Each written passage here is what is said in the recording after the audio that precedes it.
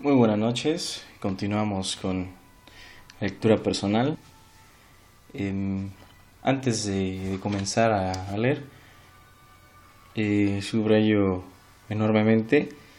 Esas lecturas son espontáneas, no tengo ninguna preparación a leerlas. Solamente las leo conforme pasen, paso a otra página. Entonces los comentarios, todo esto es en vivo, no tengo ningún estudio aparte ni nada. Creo que no me da la vida para hacer eso porque tengo muchas cosas que hacer. Pero bueno, con mucho gusto lo comparto. Y estamos en el capítulo número... la segunda parte, Cosas del Cielo. Estoy con Dios y el sufrimiento en la vida de los seres humanos. Punto 2. Jesús lucha contra el sufrimiento. Para entender el seguimiento de Cristo, es necesario negarse a sí mismo. Que Jesús pida a los discípulos, negarse a sí mismo no significa, sin más, mortificarse, castigarse a sí mismo, y menos aún, anularse o destruirse. Nunca se ha de confundir la cruz con actuaciones masoquistas que Jesús nunca alentó. Negarse a sí mismo es olvidarse de uno mismo y de sus propios intereses, para fijar la existencia en ese Jesús al que se desea seguir.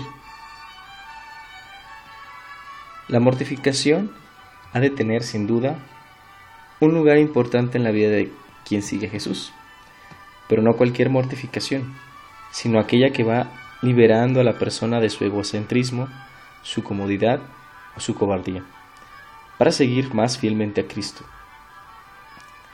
Jesús no ama el sufrimiento ni lo busca, es lo primero que hemos de decir. El sufrimiento en sí mismo es malo, y Jesús lo rechaza tal como tal. No lo quiere para sí mismo ni para los demás. Ciertamente no quiere el sufrimiento de los demás. Toda su vida ha sido luchar contra el mal que daña al ser humano.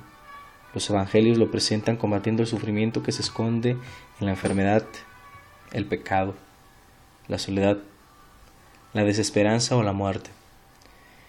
Jesús vive encarnado el amor infinito del Padre a todos los humanos.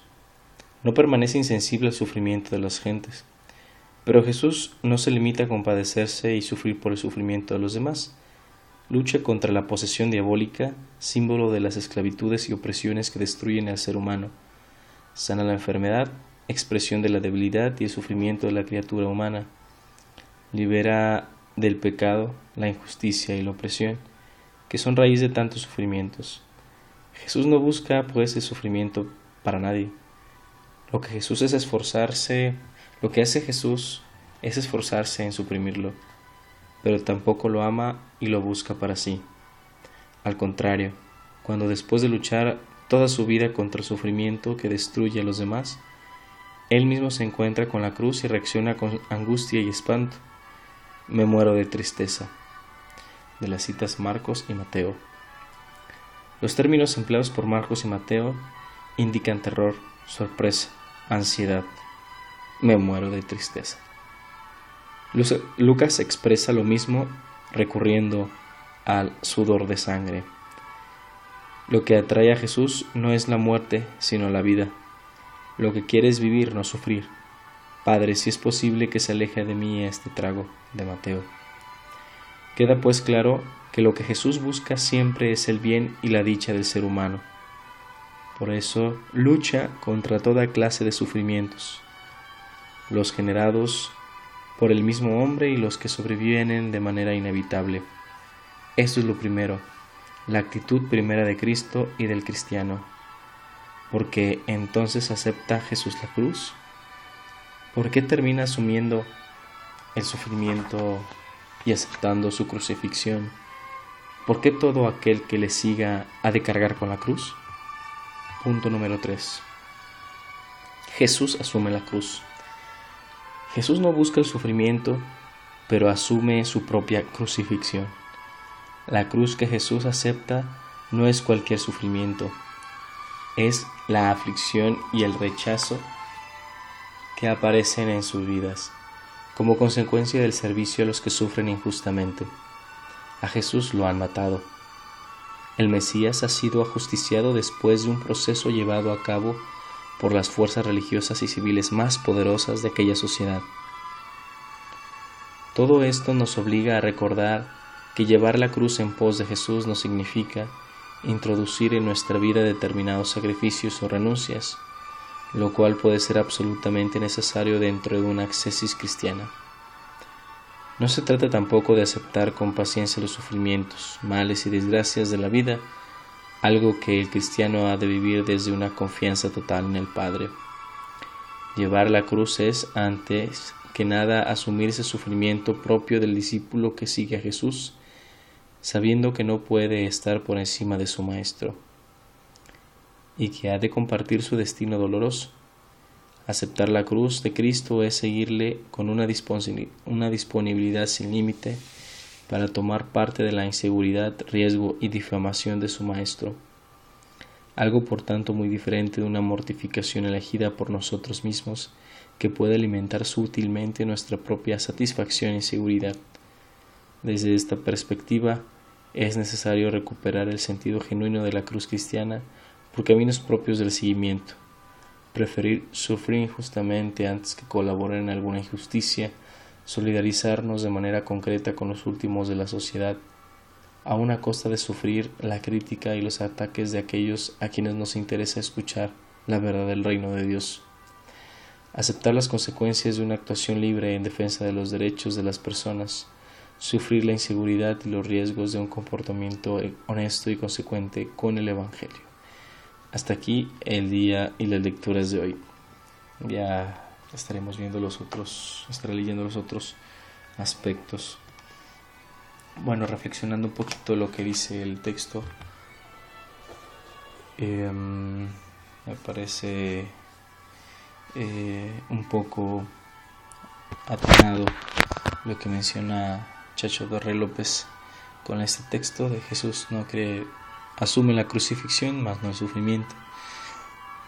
Si lo vemos con ojos de profeta, pues fue un hombre un ser humano que se arriesgó hasta el extremo, y por la preocupación, por el amor a sus demás hermanos, pues lo llegaron a matar por defender la verdad. Sabemos que hoy en día la verdad es relativa. ¿Quién dice que tiene la verdad? Hace poco estaba leyendo que personas piensan que una religión tiene la verdad. Yo no lo aseguro, soy católico y puedo asegurar que mi religión no es la verdad. Dios es verdad, eso sí. Jesús es verdad. El mensaje que dio es verdad para mí. Pero no voy a imponer a los demás una religión que solamente porque me hace feliz no puede decir que a los demás lo hagan feliz. Entonces todos tenemos un modo y diferentes maneras de pensar. No podemos o no se puede querer involucrar a los demás a algo que a mí me gusta. Es obvio, en los detalles más pequeños se ve. En este aspecto, el sufrimiento es parte de la vida, es parte de la vida misma. Y bueno, cuenta nuestras actitudes ante eso. Hay algunos que se echan para abajo en algunos momentos difíciles por algún pérdida de algún ser familiar, por cuestiones de salud, etc. Y se vienen abajo. Y está bien. ¿Por qué? Porque es su vida, ¿no? Y toman esa decisión. Pero también es algo hermoso tomar una decisión de estoy pasando y la estoy pasando muy mal, muy gacho, pero me pongo de pie. ¿Por qué? Porque tengo las fuerzas necesarias. Y en vez de echarnos tierra, pues hay que echarnos flores, ¿no? Para poder salir adelante. Si no nos decimos las cosas nosotros mismos positivamente, ¿quién? Pues hasta aquí este momento de ocio, momento de reflexión, como quieras. Y bueno, pues aquí cerramos. Buenas noches.